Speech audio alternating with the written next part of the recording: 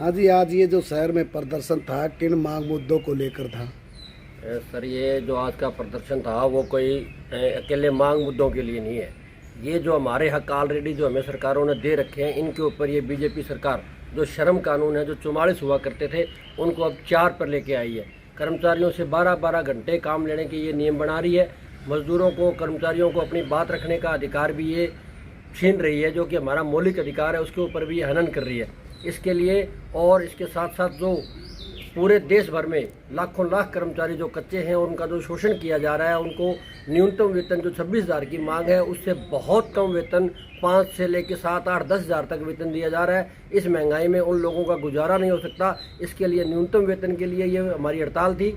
और इसके साथ साथ जो कच्चे कर्मचारियों की फौज, हमारी लाखों लाख कर्मचारी जो भारत भर में या हमारे बात करें हरियाणा भर में लाखों लाख कर्मचारी जो कच्चे हैं, उनको पक्के करने के लिए पिछले 11 साल में सरकार ने एक सिंगल आदमी पक्का नहीं किया है। तो ये सरकार की जन विरोधी नीतियां और ये जो कर्मचारी विरोधी जो चरित्र है वो इसमें साफ नज़र आ रहा है। और उसके साथ साथ जो हरियाणा भर के अंदर जो लाखों पद खाली पड़े हैं और हरियाणा बेरोजगारी में लगातार पिछले 4 सालों से नंबर 1 बना हुआ है। क्यों नहीं सरकार हमारे यहाँ के युवाओं को रोज़गार देती? तो कच्चे कर्मचारियों को पक्का करने के लिए, खाली जो पड़े हैं पद उनके ऊपर स्थायी भर्ती करने के लिए, और उसके साथ साथ जो हमारी मांग है हमारे की पुरानी पेंशन बहाल की जाए। सरकार कभी एनपीएस का नाम देती है, अभी उन्होंने एक झुंझुना और पकड़ा दिया यूपीएस का।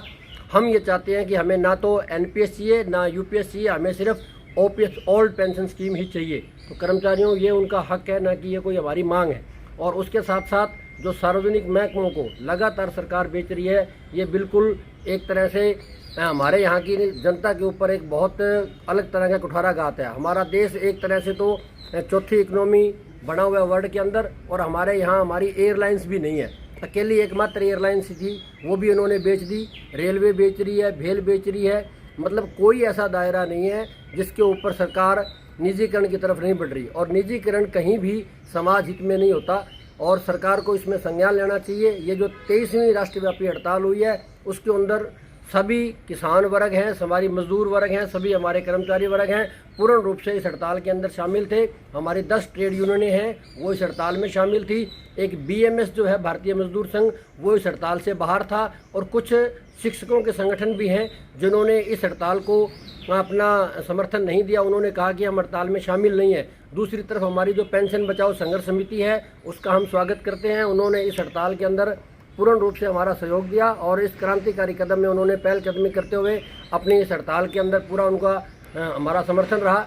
और इसके साथ साथ अगर इस हड़ताल से सरकार नहीं चेतती है, उसके बाद में जो भी केंद्रीय हमारा नेतृत्व जो भी डिसीजन लेगा, हमारा फतेहाबाद का कर्मचारी सर्व कर्मचारी संघ और अध्यापक संघ और उससे संबंधित जितने भी संगठन हैं, पूरे के पूरे संगठन इसमें पूरा बढ़ चढ़ कर भाग लेंगे और सरकार की नींद हराम करेंगे। जब तक लोगों को न्यूनतम वेतन नहीं मिलता, कच्चे कर्मचारी पक्के नहीं होते, ओपीएस बहाल नहीं होती, 8वां पे कमीशन लागू नहीं होता, तब तक कर्मचारी यूं ही सड़कों के ऊपर प्रदर्शन करते रहेंगे, अपनी मांग मुद्दों के लिए आगे आते रहेंगे, लड़ते रहेंगे। और लड़ने वाले कभी भी पीछे हटने वाले में से नहीं है। ये जो लोग लड़ रहे हैं वो हमारा जो संविधान है उसकी रक्षा के लिए लड़ रहे हैं, और हमारी जो सरकार है वो संविधान की धज्जियाँ उड़ा रही है लगातार। वो लोगों को धर्म के नाम पर बरगला रही है और किसी भी तरह से कर्मचारी हित में, किसान हित में कोई भी निर्णय नहीं लिया जा रहा। तो हम उम्मीद करते हैं हमारी केंद्र सरकार से भी और राज्य सरकार से भी कि इन मांग मुद्दों के ऊपर गहनता से विचार करते हुए हमारी यहाँ की भारत की जनता की, हरियाणा की जनता की सुने और उनको राहत दे। और इस तरह से आज का ये जो कार्यक्रम था हमारा बहुत सफल रहा।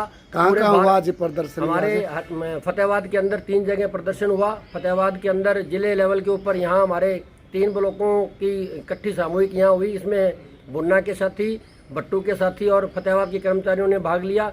दूसरा हमारा प्रदर्शन रहा रतिया के अंदर, वहाँ भी अच्छी संख्या में लोगों ने प्रदर्शन किया। और तीसरा हमारा टोहाना सब डिवीज़न है, वहाँ पर भी सैकड़ों की संख्या में साथियों ने भाग लिया। और फतेहाबाद के अंदर तो 1000 प्लस लोग थे जिन्होंने सड़क पे आकर इस प्रदर्शन में हिस्सा लिया। तो हम सर्व कर्मचारी संघ की तरफ से और विभिन्न संगठनों की तरफ से आए हुए सभी लोगों का क्रांतिकारी अभिनंदन करते हैं, स्वागत करते हैं और उम्मीद करते हैं कि आगे जो भी किसी भी तरह का कोई प्रदर्शन होगा, कोई मांग मुद्दे होंगे, उसमें सभी लोग बढ़ चढ़ कर भाग लेंगे।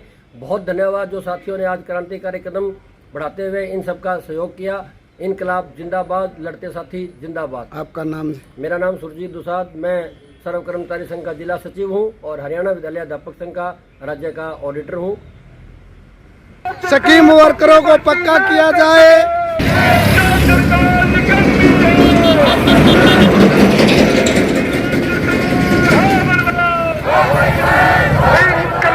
जिंदाबाद,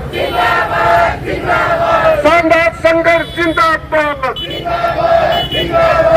लेबर कोड रद्द करो, लेबर कोड रद्द करो।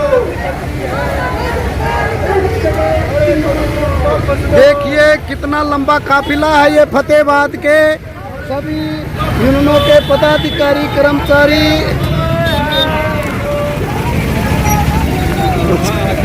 ठीक है साहब। रुक जाए खबर है।